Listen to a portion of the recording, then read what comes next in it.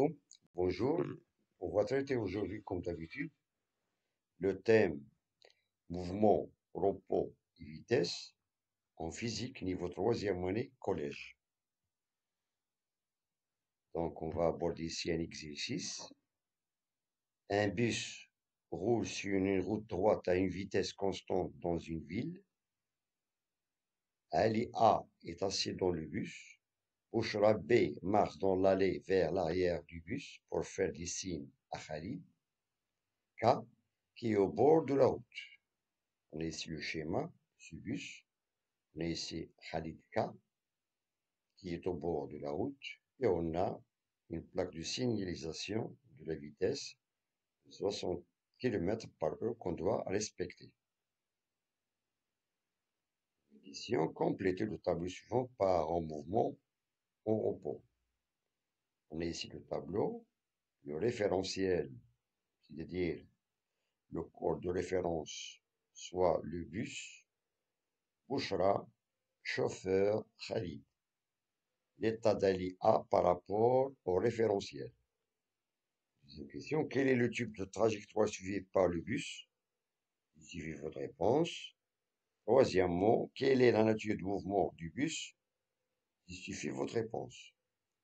La quatrième question, le bus est parti de la station d'arrêt à 9h30, est arrivé à la prochaine station à 9h42 minutes.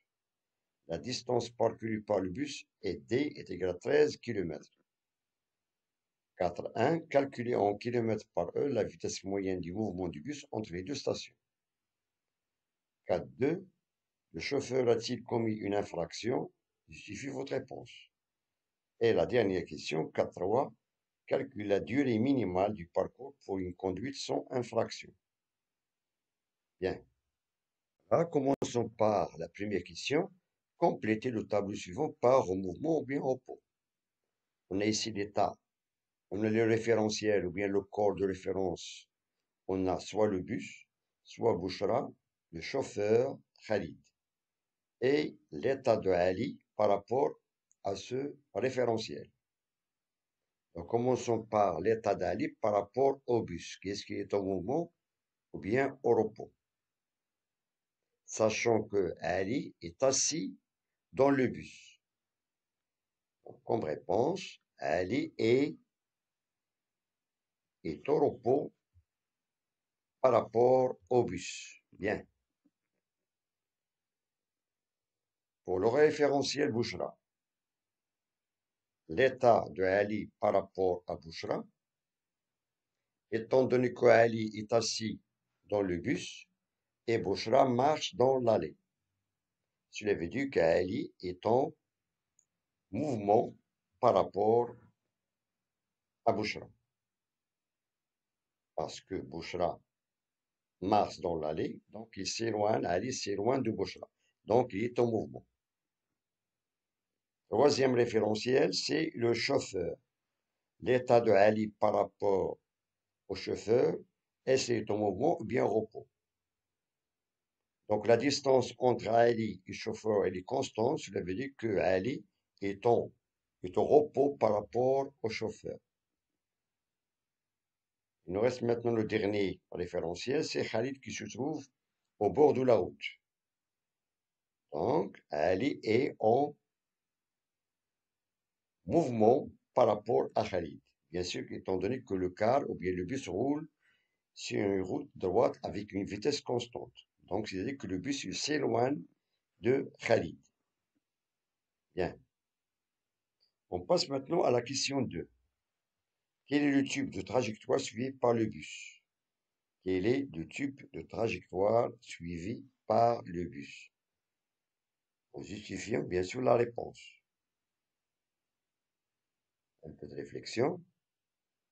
Toujours on lit attentivement l'énoncé. D'après cette phrase, on voit qu'un bus roule sur une route droite à une vitesse constante dans une ville. Cela veut dire que le type de trajectoire suivi par le bus, c'est une trajectoire qui est rectiligne car le bus roule sur une route droite. On fait appel bien sûr à la définition de la trajectoire d'un mobile. C'est l'ensemble des positions successives occupées par ce mobile pendant son mouvement.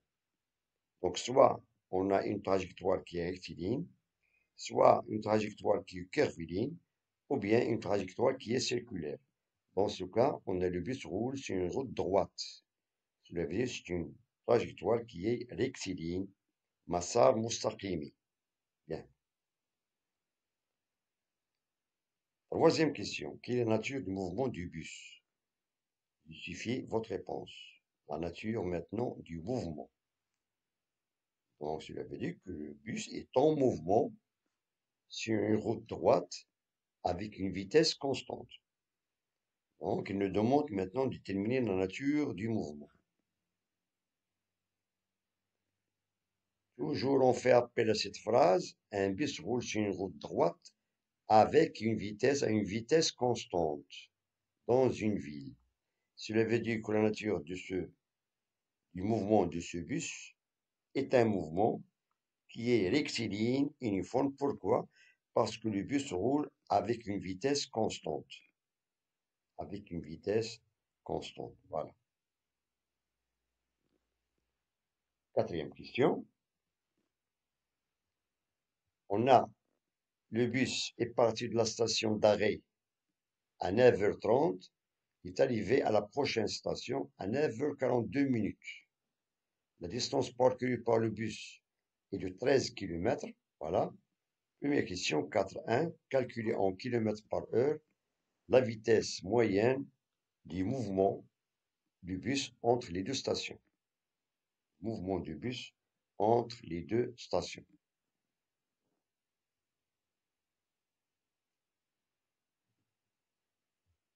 Bien, peu de réflexion.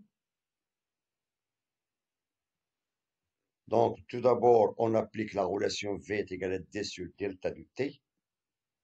Bien sûr, pour calculer la vitesse moyenne, on a ici D est égal à 13 km et la durée du parcours est, voilà, est de 9h42, ça c'est le temps d'arrivée.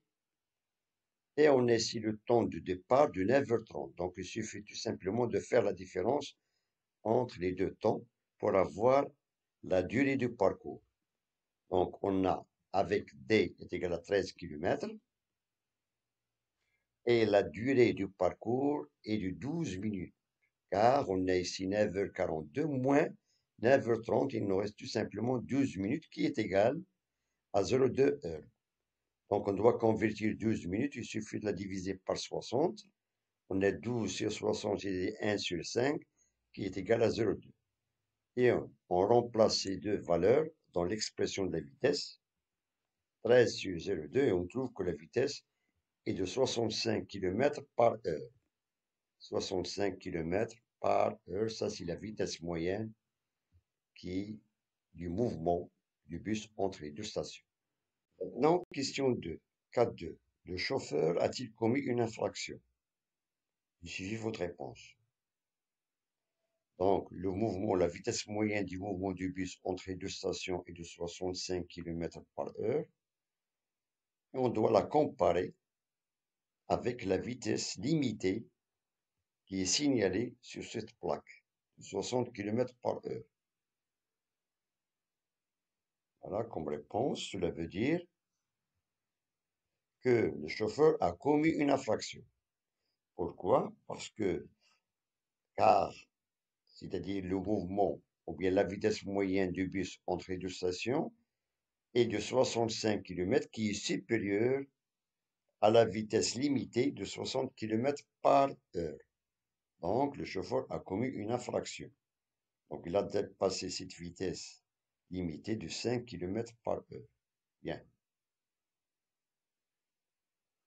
Question 3. 4.3. Calcule la durée minimale du parcours pour une conduite sans infraction.